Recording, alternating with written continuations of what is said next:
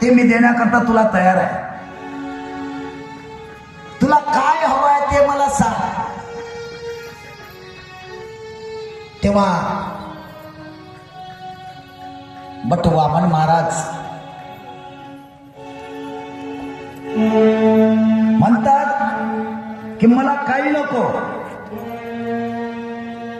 मला फक्त 3 पावलं भूमी हवी आहे.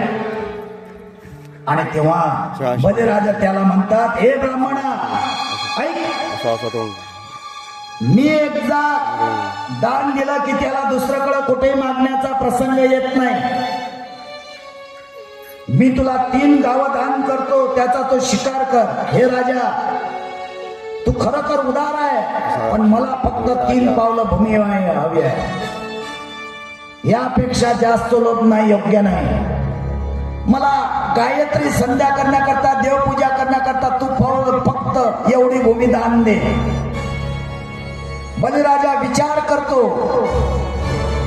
की माझ्या जमिनीवर बसून तेजस्वी ब्राह्मण गायत्री करेल तर माझं कल्याणाचं आहे, मी याला माझं सर्वस्व द्यायला तयार आहे.